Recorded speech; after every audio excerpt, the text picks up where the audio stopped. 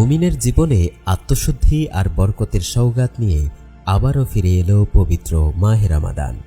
এটি কেবল উপবাস থাকার মাস নয়, বরং মহান আল্লাহর সন্তুষ্টির মাধ্যমে নিজেকে তাকওয়ার রঙে রঙিন করার এক সুবর্ণ সুযোগ। এই পবিত্র মাস আমাদের সামনে নিজেকে গুনাহমুক্ত করে আল্লাহর দরবারে একজন নিষ্পাপ বান্দা হিসেবে উপস্থাপনের সুযোগ করে দেয়। পবিত্র কোরআনে ইরশাদ হয়েছে, ইয়া আইয়ুহাল্লাযীনা আমানু কুতিবা আলাইকুমুস সিয়াম কামা কুতিবা আলাল্লাযীনা মিন ক্বাবলিকুম লাআল্লাকুম তাত্তাকুন।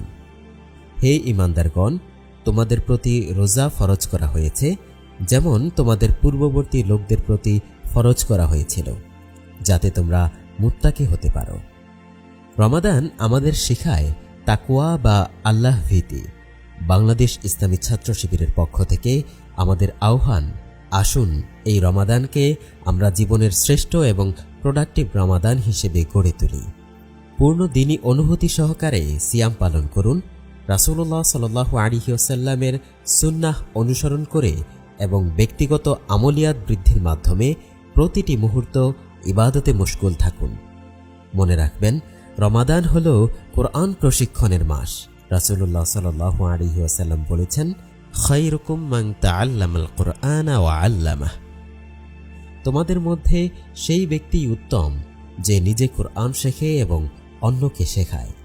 তাই নিজে কোরআন শিখুন এবং অপরকে শিখতে সহায়তা করুন। একই সাথে পবিত্র শবে কদরের বরকত হাসিলে এখন থেকেই যথাযথ প্রস্তুতি গ্রহণ করুন। একজন মুমিনের দায়িত্ব কেবল নিজের ইবাদত নয়। আসুন আমরা আমাদের নিকটাত্মীয়, প্রতিবেশী ও সকল মানুষের হক আদায়ে সচেষ্ট হই। সামর্থ্যবানরা আল্লাহর ফরজ বিধান যাকাত যথাযথভাবে আদায় করুন এবং অসহায়দের পাশে দাঁড়ান। ইসলাম বিরোধী সকল কর্মকাণ্ড যেমন সুদ, ঘুষ, জুয়া, মাদক ও অশ্লীলতা থেকে নিজেকে বিরত এবং সমাজকে রক্ষা করুন। দিনের বেলা হোটেল, রেস্তোরাঁ বন্ধ রেখে রমাদানের পবিত্রতা রক্ষা করুন। বিশেষ করে সোশ্যাল মিডিয়ার অশ্লীলতা প্রতিরোধে সচেতন হন। বর্তমান সময়ে দ্রব্যমূল্যের ঊর্ধ্বগতিতে সাধারণ মানুষের নাভিশ্বাস উঠছে।